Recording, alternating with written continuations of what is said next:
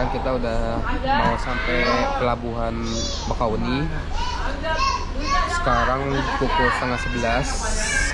Kita akan melanjutkan perjalanan ke touring, insya Allah ke kilometer 0.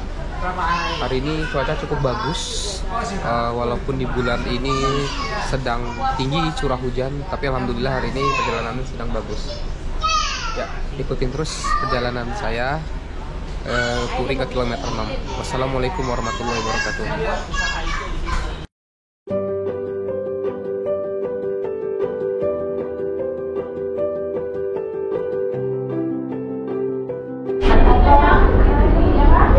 Yuk, kapal udah mau turun. Assalamualaikum warahmatullahi wabarakatuh. Apa kabar teman-teman semua? Semoga selalu dalam lindungan Allah Subhanahu wa ta'ala. Jadi kali ini saya sudah merapat di pelabuhan Bakauni setelah kurang lebih 1-2 jam melakukan perjalanan jalur laut. Kali ini saya memakai Ferry Express, di mana semakin hari saya akui semakin bagus. Saya apresiasi untuk PT Ferry Indonesia, karena saya rasakan di mana sekarang fasilitas lebih oke dibandingkan tahun-tahun sebelumnya, di mana ruang tunggu itu lebih nyaman, lalu untuk kantin pun lebih baik, bahkan untuk WC pun terasa lebih oke dibandingkan tahun-tahun sebelumnya, di mana lebih bersih. Walaupun ya mungkin teman-teman tahu lah ya gimana kualitas WC di kapal laut, tapi kalau ini saya rasa lebih memadai dan lebih nyaman untuk dipakai.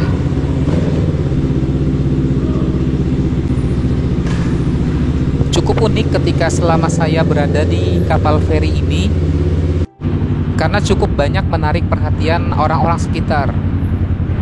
Ada beberapa yang mendatangi saya untuk bertanya-tanya mengenai perjalanan yang saya lakukan. Sampai ada yang bertanya-tanya tentang kendaraan yang saya bawa dan lainnya.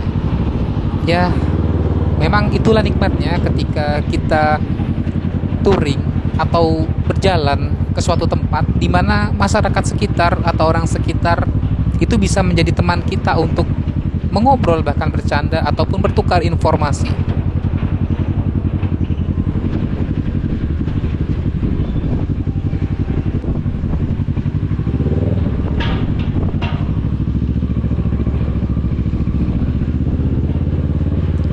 Dan kini roda pun berputar di Pulau Sumatera. Dengan ini touring Sabang kilometer 0 saya dimulai.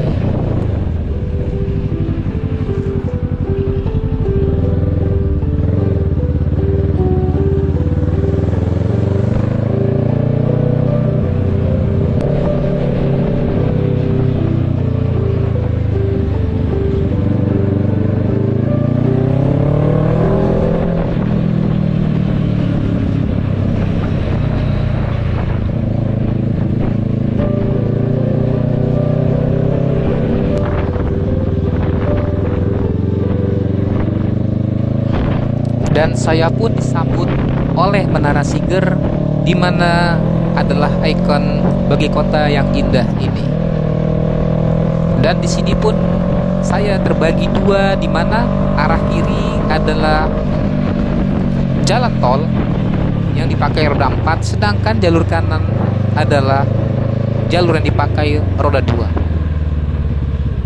Atau mungkin dipakai roda 4 atau lebih yang mungkin memang tidak ingin memasuki tol. Dulu pada saat belum ada tol lintas Lampung Palembang, jalan ini sangatlah padat. Teringat karena saya hampir sering yaitu melakukan perjalanan dari Jakarta Padang, terutama ketika mudik. Teringat dulu pada masanya jalur ini sangatlah padat ketika dimana loading turun kendaraan dari kapal feri yang akan melintasi Pulau Sumatera. Dan bahkan pun jalanan ini dulu sampai macet dan juga banyak sekali kerusakan pada jalan ataupun jalan berlobang. Namun kini dengan bertambahnya waktu dan sudah terbuatnya jalan tol lintas Lampung sampai Palembang yang hanya ditempuh kurang lebih antara 4 sampai 5 jam, dan jalur ini pun kini lebih lengang dan kondisi jalur pun lebih bagus, dan itulah yang membuat touring memakai kendaraan roda 2 terasa lebih nikmat dan lebih nyaman.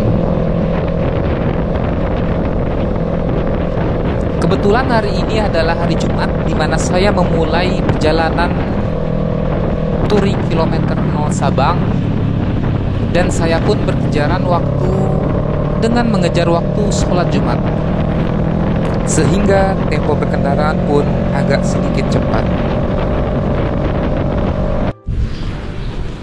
Ya, kita lanjut lagi habis sholat Jumat di kurang lebih sekitar 40 menit lagi nyampe di Bandar Lampung. Ya, ya,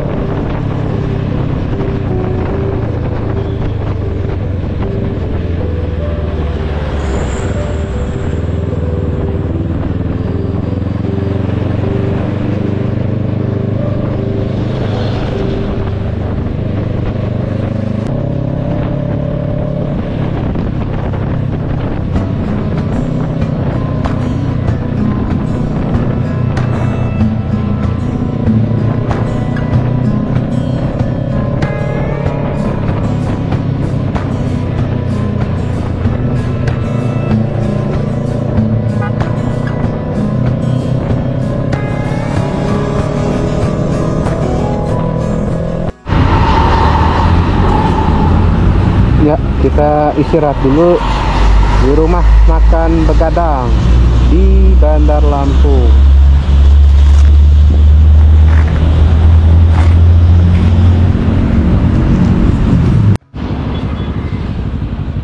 Ketika di rumah makan tadi, saya sempat berbicara dengan salah satu pekerja atau pegawai di rumah makan restoran tersebut, di mana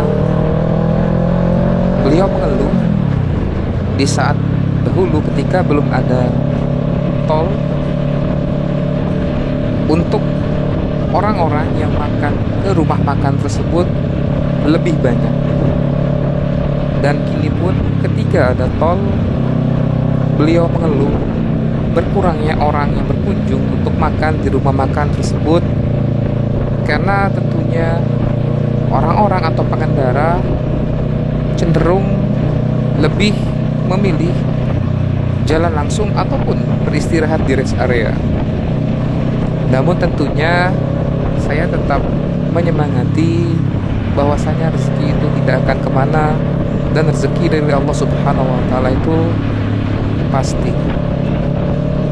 Dan si bapak pun atau beliau pun sekarang sudah lebih menerima akan terkait hal tersebut. Ya, tentunya teman-teman yang kita ketahui bahwasanya di setiap pembangunan pasti ada yang dikorbankan, tapi tentunya setiap pembangunan adalah untuk kebaikan bersama. Insya Allah ketika rumah makan tersebut sudah dikenal, saya rasa walaupun orang-orang melewati jalan tol, mungkin dia akan keluar atau exit di Bandar Lampung dan mampir ke rumah makan tersebut. Jadi insya Allah nggak akan kemana untuk rezeki. Tetapi ya itu dia tadi, pasti setiap pembangunan ada yang dikorbankan.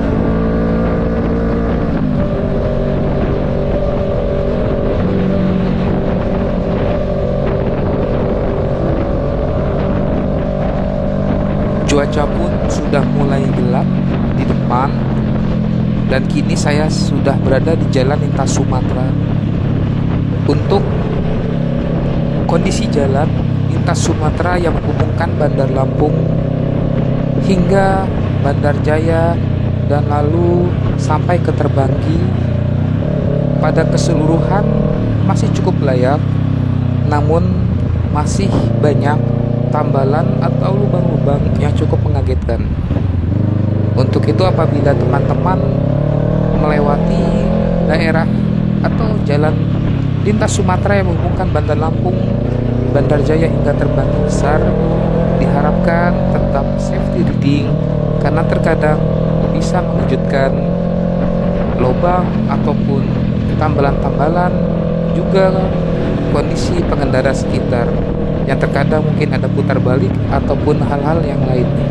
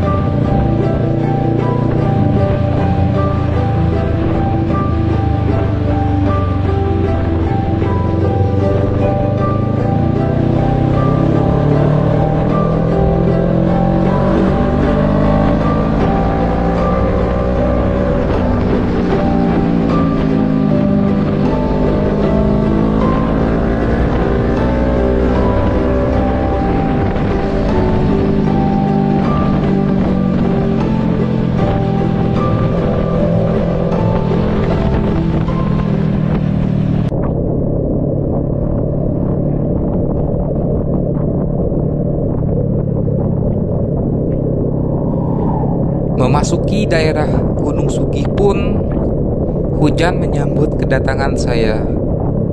Hujan di sini cukup lebat sehingga jarak pandang kurang lebih hanya beberapa meter saja.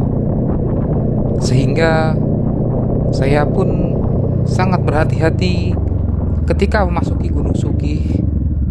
Sehingga di hari pertama saya mendapati hujan 2 kali, di mana yang pertama hujan ketika saya memasuki kota Cilegon, Merak, dan hujan yang kedua ketika saya akan memasuki daerah Gunung Sugih. Sungguh teman-teman, ketika touring melewati atau mendapati hujan butuh memerlukan fisik yang sangatlah prima. Apalagi ketika habis hujan biasanya langsung tiba-tiba mendapati udara terik panas. Nah itu biasanya memang kita butuh effort yang lebih agar fisik kita bisa terus fight dalam berkendara.